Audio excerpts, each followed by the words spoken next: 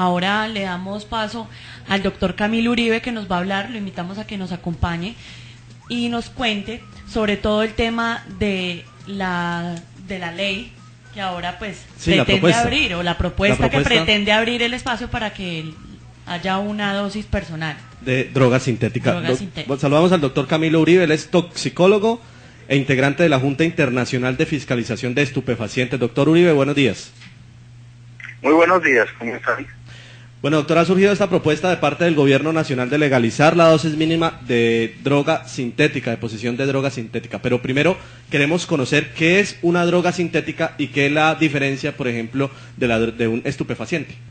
Sí, mire, lo primero que hay que tener claro es una droga sintética es una sustancia que se produce en el laboratorio. A diferencia de los alcaloides o las sustancias de origen natural, por ejemplo, para producir cocaína, requerimos primero cultivar el arbusto de la coca, raspar la hoja, extraer el alcaloide y finalmente producir esa sustancia ilegal. En el caso de las drogas sintéticas o sustancias sintéticas, estas se producen a partir de diferentes precursores químicos que pueden ser muchísimos. Las drogas sintéticas pueden ser legales o ilegales. Me explico, un antihipertensivo es una droga sintética producida en el laboratorio. Pero dentro de las ilegales, tal vez lo que más preocupa en este momento en el mundo son los derivados anfetamínicos, los derivados de las anfetaminas.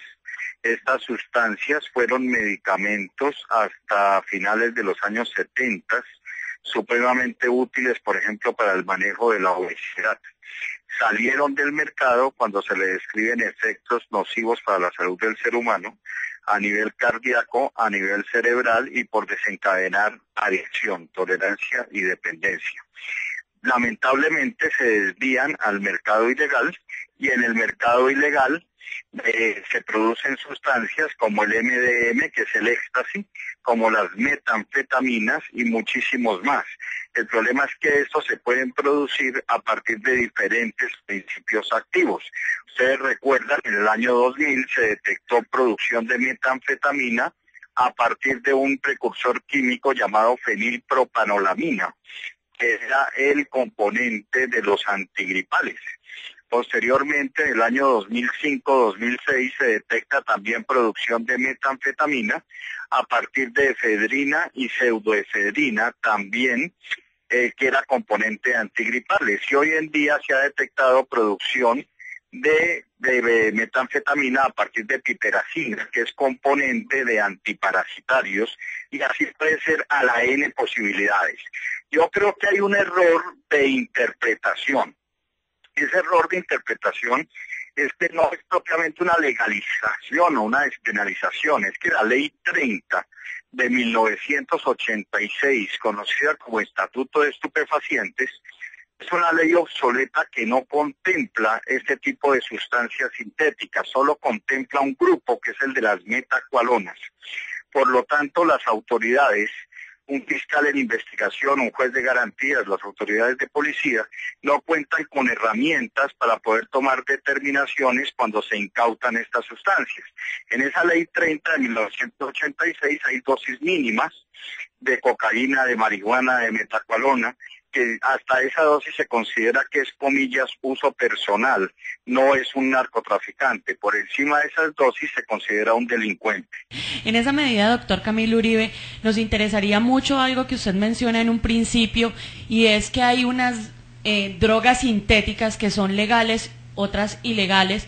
A mí me interesaría muchísimo que los oyentes tuvieran la oportunidad de ver la diferencia que hay y el por qué sería de pronto nocivo para la sociedad que se llegase a que estuviera aprobada la dosis personal, porque es una preocupación de todos los sectores y hay una posición de la ONU, hay una posición de toda la sociedad, hay una posición del gobierno. Qué bueno que podamos explicar todo esto al aire. Sí, mira, básicamente el tema no es de dosis personal. Yo pienso que el tema es un tema desde el punto de vista legal para poder caer con todo el peso de la ley a los traficantes, al crimen organizado. Se requiere saber quién es un delincuente a partir de portar cuánto. Pero lo más importante es conocer que este tipo de sustancias no son benévolas, no tienen diferencia en los efectos sobre la salud sobre los alcaloides o las sustancias ilegales de origen natural. Por ejemplo, las metanfetaminas y las anfetaminas tipo éxtasis son sustancias que van produciendo en el cerebro del ser humano múltiples infartos.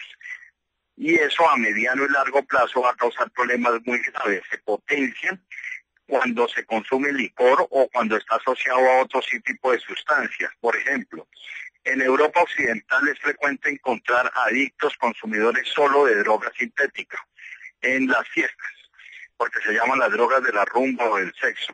Pero aquí lamentablemente en nuestros países la persona quiere licor, consume marihuana, consume cocaína, consume bazuco, consume éxtasis, consume LSD. Esto magnifica obviamente la situación.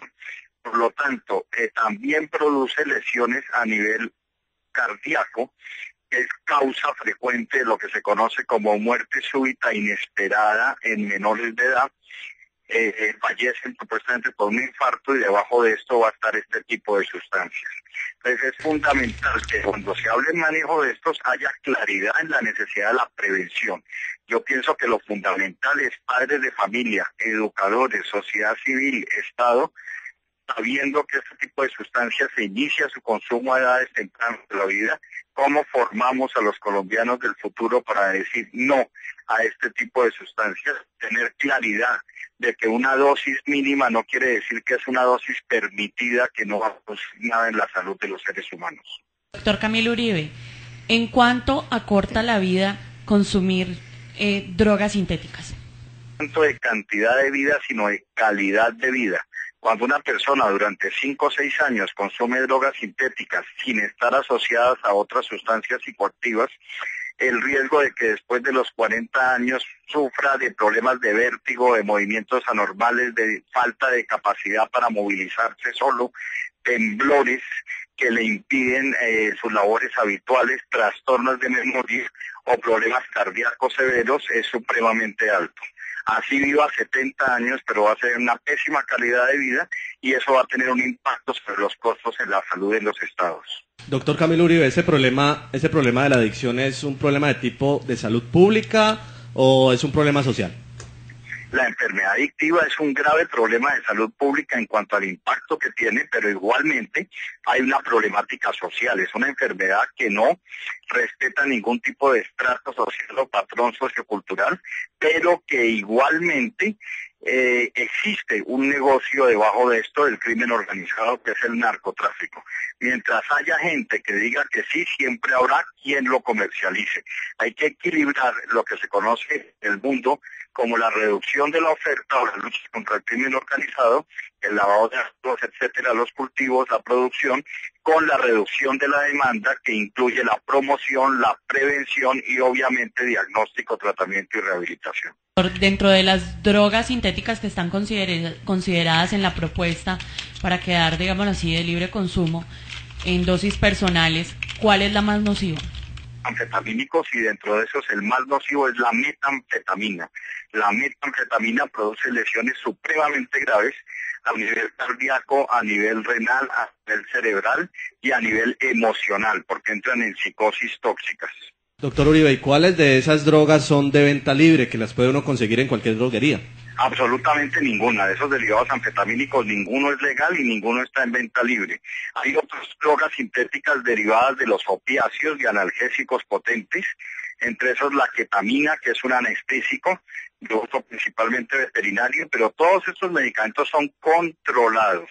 Todos estos medicamentos, en el caso de Colombia, son monopolio del Estado a través de una entidad adscrita al Ministerio de Salud, que es el Fondo Nacional de Estupefacientes. Bueno, y de ser aprobado eventualmente ese proyecto, ¿cuál sería la dosis mínima que podría aportar un consumidor? Eso tiene que ser supremamente estudiado en términos de que no es la misma para cada sustancia. Estamos hablando de sustancias ilegales, estamos hablando de sustancias sin buenas prácticas de manufactura, sin control de calidad. Por lo tanto, no es un tema fácil en temas de miligramos, por ejemplo, de hablar hasta dónde. En tema de cuantía me parece más sencillo en un momento dado, simplemente pensar que alguien que porte cierto número de tabletas o cierto número de frascos o de cápsulas propiamente no son para su consumo personal y debe ser tratado como un delincuente. Doctor Camilo Uribe, aquí hay una consideración que se me antoja interesante y tiene que ver con el hecho de que si es ilegal, se combate el narcotráfico.